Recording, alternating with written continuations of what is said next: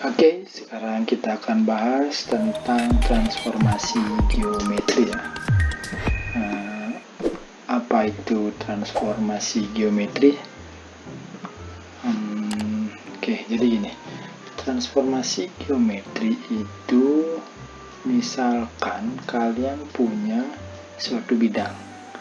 Jika kalian melakukan perubahan posisi, perubahan ukuran, atau perubahan bentuk terhadap bidang itu artinya kalian sudah melakukan suatu transformasi geometri terhadap bidang itu. Misal, kalian punya sebuah lingkaran. Kalau lingkaran itu kalian geser atau kalian perbesar atau perkecil, maka kalian sudah melakukan sebuah transformasi geometri. Oke, seperti itu. Paham ya?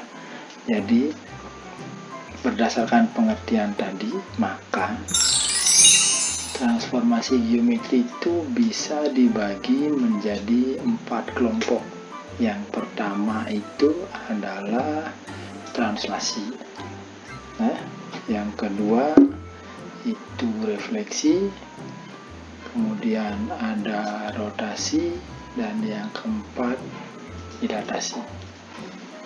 Nah, sekarang kita bahas yang pertama dulu tentang translasi. Oke, apa sih itu translasi? Jadi, translasi itu adalah pergeseran suatu bangun dengan arah dan jarak tertentu. Misal seperti ini. Nah, jadi misalkan saya punya sebuah titik, ini ya, titik P itu koordinatnya di x, y. Titik ini akan saya translasikan atau akan saya geser dengan translasi AB. Apa artinya AB ini? A itu mewakili pergeseran ke arah sumbu X. Kalau A-nya positif, kita geser dia ke kanan. Terus kalau A-nya negatif, maka kita geser dia ke kiri. Begitu pula dengan B. Jadi B-nya, kalau dia positif, itu kita geser ke atas. Kalau negatif, itu kita geser ke bawah. Jadi B ini adalah mewakili pergeseran ke arah sumbu Y. Sehingga titik B ini, kalau kita lakukan translasi terhadap AB, dia akan berpindah tempat ke sini. Nah, ini didapat bayangannya. Jadi lambangnya untuk bayangan untuk P aksen itu adalah posisi koordinat untuk titik P aksen itu X ditambah A, ini ya, kemudian Y ditambah B. Oke, jadi seperti itu. Itu yang dinamakan translasi. Bisa ya. Nah, itu terus cara penulisannya.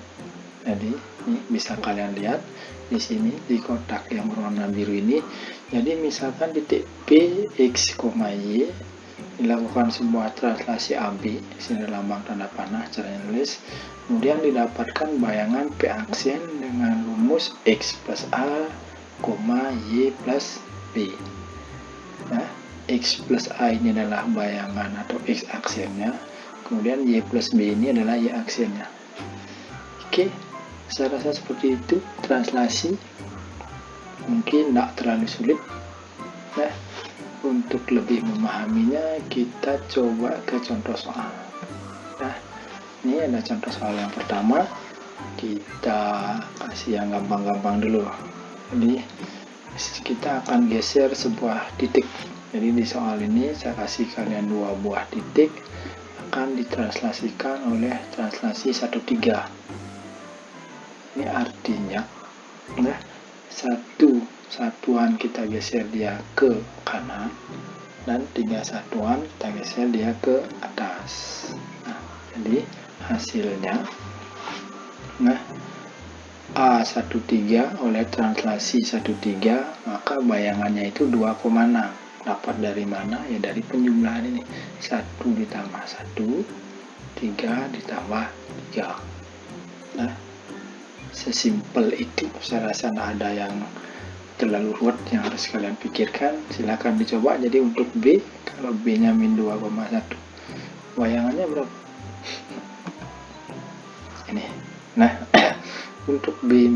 2,1, maka menghasilkan bayangannya min 1,4 dengan cara yang sama kayak tadi. Oke, udah kan? Oke, kita lanjut ke soal yang kedua. Contoh yang kedua ini agak sulit sedikit, jadi tidak terlalu banyak sulitnya ya, cuma sedikit. Kenapa? Karena yang akan kita geser itu ini adalah persamaan garis. Jadi kenapa disebut persamaan garis? Karena kalau ini kalian gambar di diagram Cartesius akan menghasilkan sebuah garis. Nah, kita akan geser dia oleh translasi min 1, 2. Nah, gimana caranya menggeser sebuah garis? Nah, caranya yang pertama, kalian tetap ambil satu buah titik. Nah, jadi titik itu kita anggap Px, Y. Oke, jadi anggap Px, Y ini terletak pada garis ini. Lakukan translasi sesuai dengan soal yang diminta, maka bayangan P-nya adalah X min 1, Y plus 2. Dari sana kita akan mendapatkan bahwa X min 1-nya itu sama dengan X aksen. Kemudian Y plus 2-nya yang ini adalah Y aksennya. Maka dari persamaan ini kalian harus mencari X-nya berapa, Y-nya berapa. Ini harus dirubah ke bentuk X sama dengan berapa, Y sama dengan berapa. Caranya gimana? Dari sini. Nah, jadi min 1-nya kalian geser ke sini, ya jadi plus 1, kemudian plus 2-nya kalian geser juga ke belakang, jadi min 2.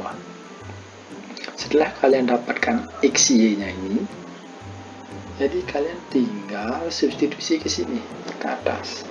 Ya, ini kita substitusikan ke persamaan awal. Nah, itu ini yang tadi kita sudah dapatkan bahwa X-nya itu X aksen plus 1 dan Y-nya Y aksen min 2. Kita akan coba substitusi ke sini.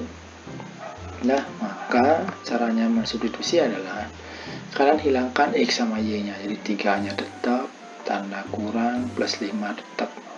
Nah, X sama Y-nya hilang, digantikan dengan X sama Y yang sudah kalian dapatkan tadi. X-nya berubah menjadi itu, kemudian Y-nya juga masuk. Nah, lanjut, ini dikalikan 3 dikali X aksen dapat 3X aksen, 3 dikali 1 didapat plus 3, kemudian min dikali Y aksen min Y aksen, min dikali min 2 didapat plus 2. Nah, ya, setelah itu kita tinggal hitung variabel dengan variabel taruh di depan dulu, kemudian konstantanya semua dijumlahkan, yang disebut konstanta. Jadi plus 3 plus 2 plus 5 dapatlah plus 10. Oke, jadi bayangan garis 3x min y plus 5 sama dengan 0-nya adalah 3x min y plus 10 sama dengan 0. Seperti itu. Oke, bisa ya, saya rasa bisa.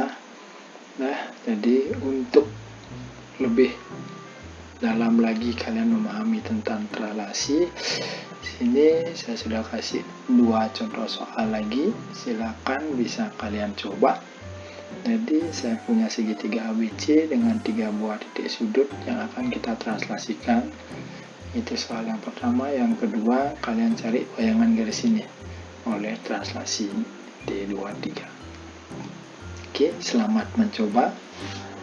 Ya, sekian pertemuan kita pada kali ini. Sampai ketemu lagi di video berikutnya. Terima kasih.